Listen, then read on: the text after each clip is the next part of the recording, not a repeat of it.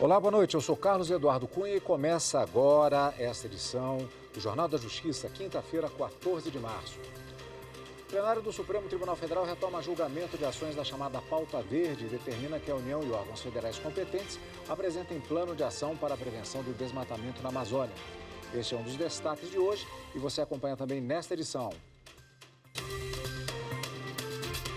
STF invalida leis do Estado da Paraíba que autorizavam as chamadas procuradorias paralelas em fundações e autarquias do Estado. Ministra Carmen Lúcia suspende indenização a advogados citados em reportagem da Rede Massa, do Paraná. E ainda, plenário do Tribunal Superior Eleitoral confirma cassação de ex-deputado do PL do Ceará.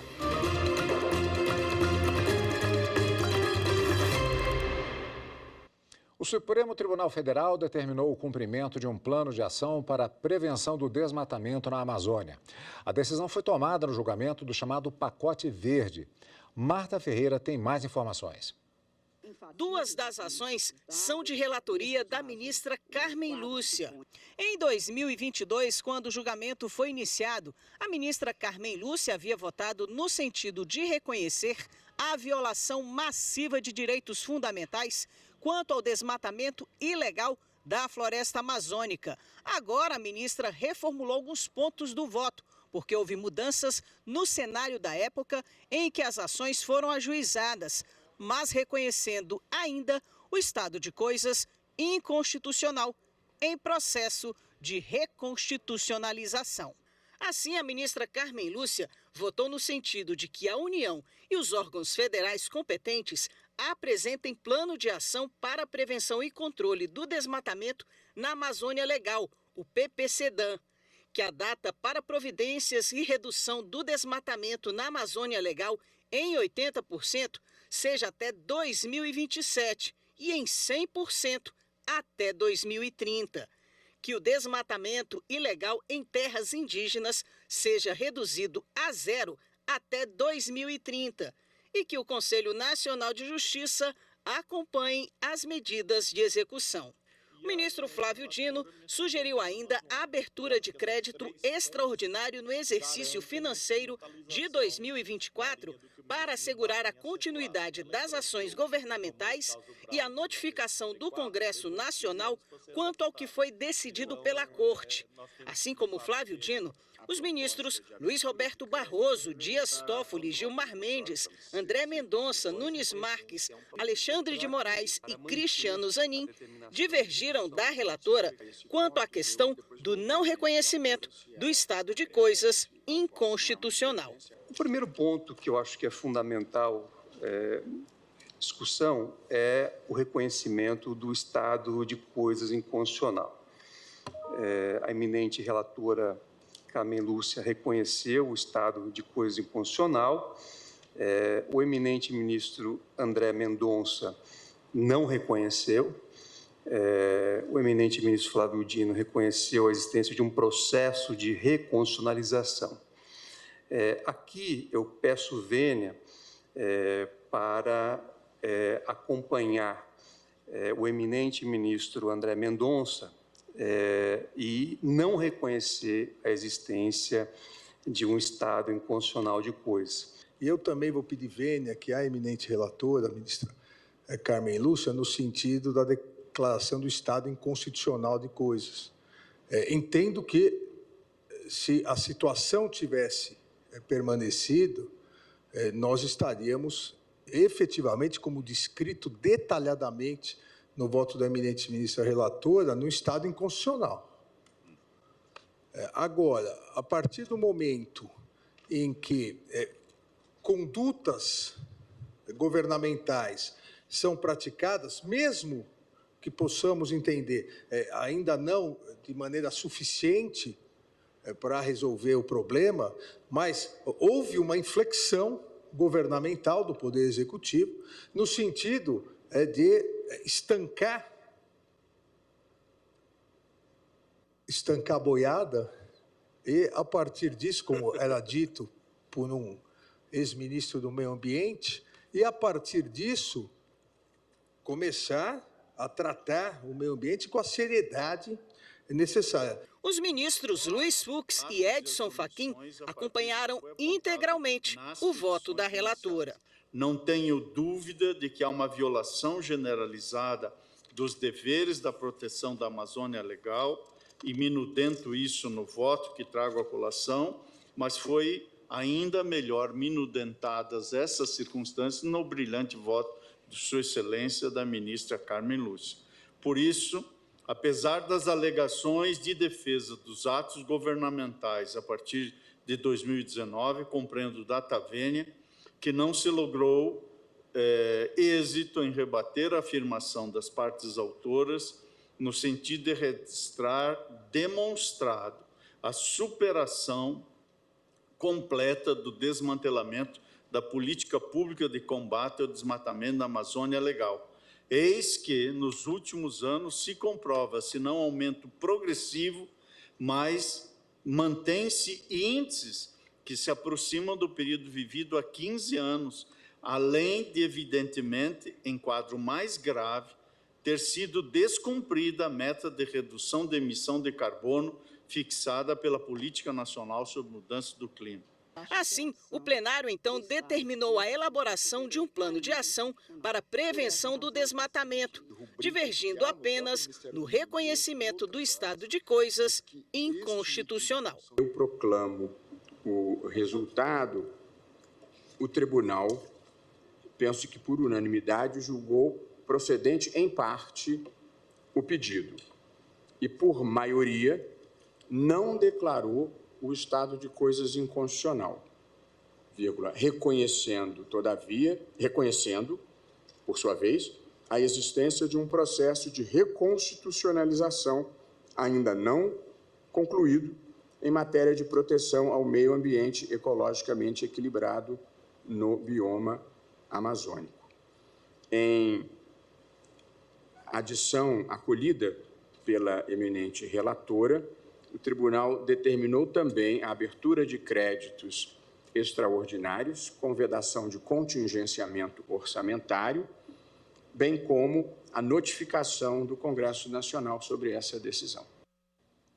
A sessão terminou agora há pouco, tem mais informações, portanto, e por isso nós vamos falar ao vivo com a repórter Marta Ferreira, que nos atualiza. Boa noite, Marta. Boa noite, Cadu. Boa noite a todos. Na sequência da sessão, o plenário retomou o julgamento de 3 ações que pedem a elaboração de um plano de combate às queimadas no Pantanal e na Amazônia. O relator dessas 3 ações é o ministro André Mendonça, que já tinha votado e hoje reafirmou o voto, determinando que a União elabore esse plano no prazo de 90 dias e que também regulamente o Fundo Social e que essas verbas do Fundo Social sejam gastas na proteção ao meio ambiente. Na sequência da sessão, votou o ministro Flávio Dino, divergindo em parte do relator nesta questão do Fundo Social. Depois, o julgamento foi suspenso e será retomado na próxima semana com o voto do ministro Cristiano Zanin e dos demais ministros. Cadu. Boa noite, Marta. Obrigado pelas informações. TV Justiça acompanha. E em sessão virtual, o plenário invalidou trechos de leis paraibanas que prevêem cargos de advogado ou de procurador em autarquias e fundações estaduais, paralelamente à Procuradoria do Estado, para o exercício de atribuições de assessoramento jurídico e de representação judicial. Segundo o relator, ministro Dias Toffoli, a Corte consolidou o entendimento de que o exercício das atividades de representação judicial e de consultoria jurídica nos estados e no DF é de competência exclusiva dos procuradores estaduais.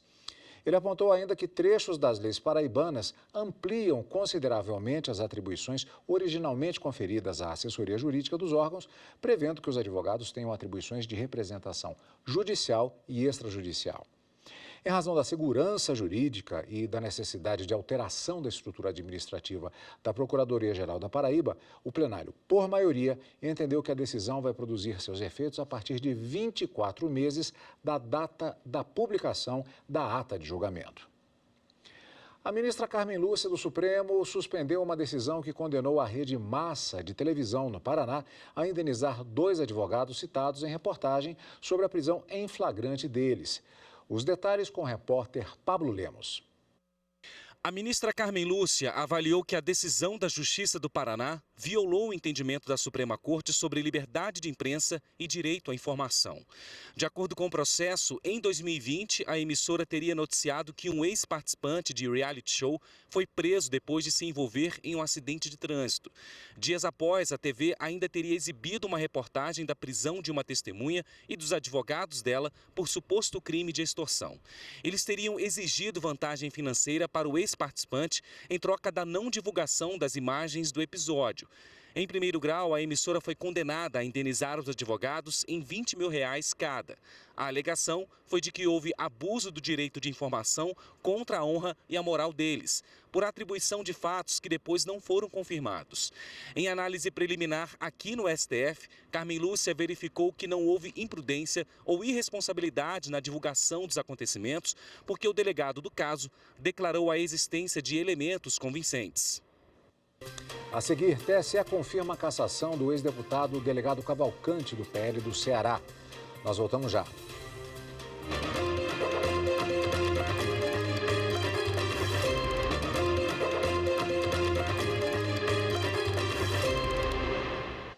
O Tribunal Superior Eleitoral manteve a cassação e a inelegibilidade por 8 anos do suplente de deputado federal pelo Ceará, delegado Cavalcante. Em discurso no dia 7 de setembro de 2022, Cavalcante afirmou, entre outros pontos, que as pessoas não deveriam aceitar que as urnas dessem a vitória, abre aspas, para quem não presta, fecha aspas. O presidente do TSE, ministro Alexandre de Moraes, destacou que discursos como esse resultaram na invasão dos prédios dos 3 poderes no dia 8 de janeiro de 2023. Esse discurso criminoso, antidemocrático e golpista é o discurso que gerou dia 8 de janeiro. É exatamente o discurso que foi propagado, o discurso que foi fermentado nos anos anteriores, o discurso que foi passado nas redes sociais, incentivando milhares de pessoas a invadirem, destruírem as sedes dos 3 poderes, enquanto autoridades covardes como essa ficavam atrás de seus gabinetes. O Tribunal Regional Federal da Primeira Região decidiu que um candidato que responde a processo por improbidade deve tomar posse em cargo público em respeito ao princípio da inocência. Marco Antônio Feitosa. O TRF1 reformou sentença que havia negado o direito à posse de um candidato como analista de finanças e controle da Controladoria Geral da União. A sentença considerou que o candidato figurava como réu em uma ação de improbidade que investigava supostas irregularidades na concessão pela Caixa Econômica Federal de empréstimos a uma empresa da qual ele era sócio. Ao analisar o caso, o relator juiz federal Emanuel Macena de Medeiros entendeu que, embora seja legítima a exigência de idoneidade moral ao candidato a cargo público, não se pode ignorar o princípio da presunção de inocência, ainda mais considerando que o processo de improbidade foi encerrado sem imputação de qualquer conduta ilícita ao candidato, que inclusive atualmente ocupa outro cargo público. O voto do relator foi acompanhado por unanimidade pelo colegiado da 5ª turma. A 3ª turma do TST restabeleceu a sentença que autorizou a usina de açúcar Santa Terezinha, em Tapejara, no Paraná, a cobrar de uma trabalhadora rural a contribuição confederativa instituída em norma coletiva. O entendimento é de que a cobrança é constitucional, mesmo que a profissional não seja afiliado a sindicatos da categoria. Os valores arrecadados com a contribuição são destinados à manutenção dos serviços prestados pela entidade e aos trabalhadores. Repórter Anderson Conrado. Em abril de 2018, a trabalhadora ajuizou a ação trabalhista pedindo a restituição dos descontos, alegando que autorizou a medida por medo de ser penalizada. Também, segundo ela, o desconto só pode ser efetuado de empregados sindicalizados, situação que não foi comprovada. O TRT da 9ª Região no Paraná reformou a sentença de 1º grau e determinou a restituição dos valores, uma vez que não havia prova de que a mulher fosse sindicalizada. O caso chegou ao TST. Prevaleceu no julgamento do recurso da usina o entendimento firmado pelo Supremo Tribunal Federal sobre o assunto. Para o STF, é constitucional a instituição, por acordo ou convenção coletivos, de contribuições assistenciais para todos os empregados da categoria, ainda que não sindicalizados. desde que assegurado o direito de oposição. O relator do caso na terceira turma do TST, ministro José Roberto Pimenta, considerou que, além da previsão de desconto nos instrumentos coletivos, a falta de uma declaração da trabalhadora em sentido contrário não permite concluir que ela fosse contrária à cobrança. A decisão foi unânime e não cabe mais recurso. A terceira turma do Superior Tribunal de Justiça entendeu que a vontade de rescindir o contrato de aluguel pode ser comunicada por e-mail. Repórter Samanta Peçanha. Na origem do caso, foi ajuizada a execução por suposta falta de pagamento de aluguéis. A locatária opôs embargos de execução e disse ter encaminhado e-mail à advogada da locadora, informando previamente o desejo de rescindir o contrato, motivo pelo qual entendia que os valores cobrados não seriam devidos. O juízo de primeira instância reconheceu que a cobrança, em parte, era excessiva e o Tribunal Estadual manteve a sentença por entender que a locatária conseguiu comprovar a tentativa de rescindir o contrato e devolver as chaves. No recurso especial ao STJ, a locadora alegou que o simples envio de e-mail à advogada não supriria a exigência legal de prévio aviso por escrito. Porém, para a relatora ministra Nancy Andrighi, o aviso acerca da denúncia independe de maiores formalidades, podendo ser efetivado inclusive por e-mail. Como o Tribunal Estadual, ao analisar as provas do processo, concluiu que a troca de e-mails foi suficiente para que chegasse ao conhecimento da locadora a disposição da locatária de denunciar o contrato, a terceira turma, por unanimidade, negou provimento ao recurso especial e manteve o acórdão. Um ex-gerente dos Correios foi condenado pela Justiça por desviar mais de R$ 425 mil da instituição e forjar assaltos. O crime foi no município de Sambaíba, no Maranhão. Márcio Fontenelle. Na denúncia apresentada à Justiça, o Ministério Público Federal entregou provas de que entre 2014 e 2015, o ex-gerente dos Correios forjou 2 assaltos para retirar todo o dinheiro que estava no cofre de uma das agências dos Correios no município de Sambaíba, no Maranhão. Ao registrar boletim de ocorrência, ele havia dito que praticou os crimes porque nas 2 ocasiões a família estava sob ameaça de bandidos armados. Mas, durante as investigações, a própria família do rapaz disse que não presenciou a entrada de nenhum criminoso na casa deles. Outro ponto que levantou suspeita foi o fato das câmeras de segurança não estarem funcionando somente no dia do crime. Denunciado por peculato, o ex-gerente foi condenado a 3 anos e 8 meses de reclusão, além do pagamento do valor desviado. No próximo bloco, a gente mostra como a iniciativa do Judiciário de Mato Grosso de centralizar juizados no único lugar tem facilitado o acesso da população. Voltamos já.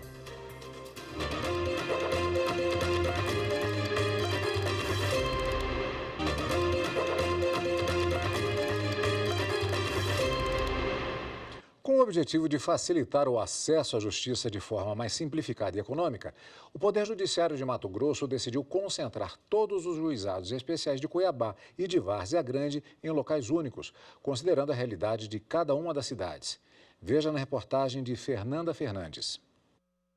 O novo caminho que esse rapaz está trilhando é fruto de determinação, sim, mas também de toda a ajuda que recebeu no momento em que foi atendido pela equipe multidisciplinar do Juizado Especial Criminal de Várzea Grande, depois de ter sido preso com entorpecentes. À época, ele cumpriu a medida educativa proposta e deixou definitivamente o passado para trás. Eu participei do grupo, foi 3 meses, né? Aí tive a psicóloga, tinha mais gente também com esse tipo de usuário de droga. E depois disso daí mudou bastante coisa. Eu não uso mais hoje em dia, graças a Deus. Aí já estou trabalhando também hoje em dia. E eu pretendo também estudar, né? Mudar de vida, pensar uma coisa melhor pra gente, né? No GCRIM nós temos toda uma equipe psicossocial, né? Essa equipe psicossocial ela desenvolve um trabalho belíssimo com os usuários de droga e com outros usuários do sistema de justiça criminal, mas especificamente com usuários de droga, que chama o projeto Justiça em Estações Terapêuticas. Nós estamos até retomando esse projeto para cada vez ele seja mais ampliado. O GCRIM é um dos 3 juizados de Várzea Grande que agora ficam localizados em um único espaço, o novo Fórum da Comarca na região do Chapéu do Sol. Praticidade para servidores, magistrados e principalmente para quem recorre aos serviços prestados por essas unidades, que em muitos casos são a porta de entrada da Justiça. Vindo a centralização para um só local, no Fórum da Comarca de Várzea Grande, além da economia, temos também essa facilidade para a população e para o próprio advogado, né, manusear informações, buscar informações, né, e postular, né, o que é de direito. Em Cuiabá, o cidadão também tem à disposição um atendimento centralizado ofertado por todos os juizados especiais da capital, que funcionam em um grande complexo, inaugurado no fim do ano passado, próximo ao fórum. São concentrados os juizados especiais em si mesmo, o juizado especial do torcedor, turmas recursais, juizado ambiental, temos ainda o GCRIM, e tudo que você possa pensar que tenha ligação com o juizado especial é aqui neste prédio. Você, numa tarde só, atravessando um corredor ou outro, você vai conseguir o seu atendimento prontamente, num único deslocamento, facilitando a sua vida. O Poder Judiciário de Alagoas regularizou mais de 200 imóveis no município de Palmeira dos Índios. Os títulos de propriedade foram entregues por meio do programa Moradia Legal. Lídia Lemos. O aposentado Luiz Carlos Pereira comemora emocionado ter recebido o documento que legaliza sua casa.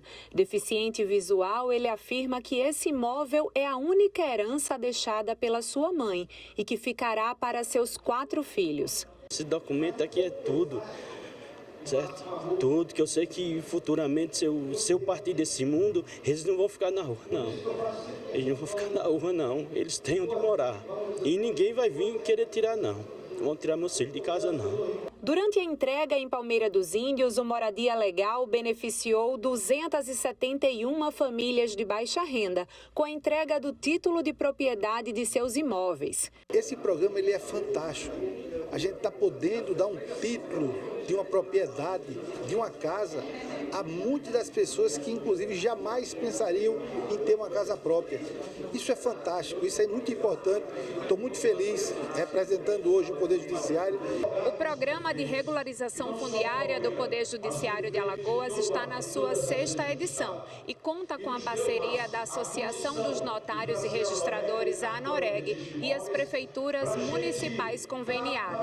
Essa é a 3ª vez que títulos são entregues aqui em Palmeira dos Índios. Quando a gente dá as mãos com o Poder Judiciário, a gente consegue alcançar um resultado melhor, principalmente a busca social para quem precisa tanto de políticas públicas nesse sentido. Não é o simples papel, o título de propriedade. Eu costumo dizer que é o documento mais importante de qualquer cidadão depois dos seus documentos pessoais.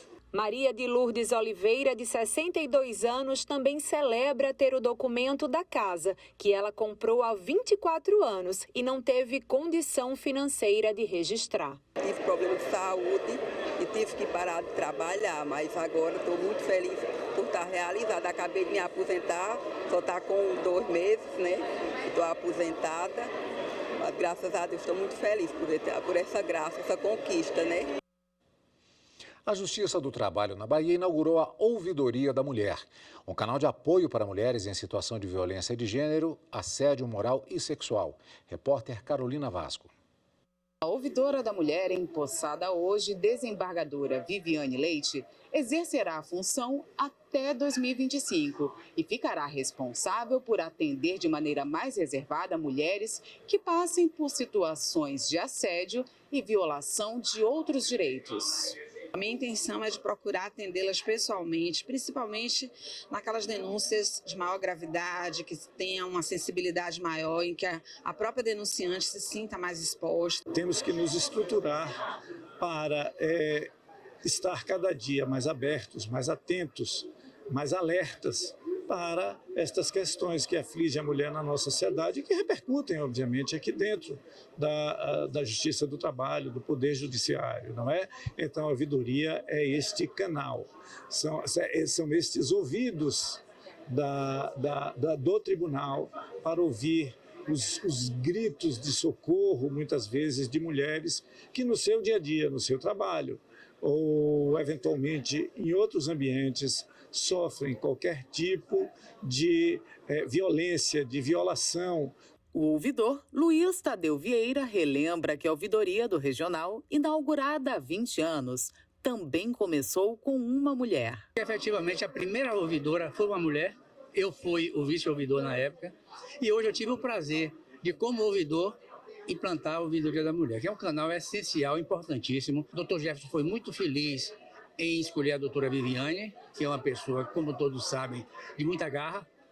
E nós vamos fazer uma parceria muito boa e exitosa, assim espero. É um acolhimento, então há uma oitiva ativa, afetiva e, com certeza, muito efetiva. O Jornal da Justiça fica por aqui. A gente lembra que nesta sexta-feira a aula do Saber Direito vai começar um pouquinho mais cedo, às 7 horas da manhã. Para você, uma ótima noite.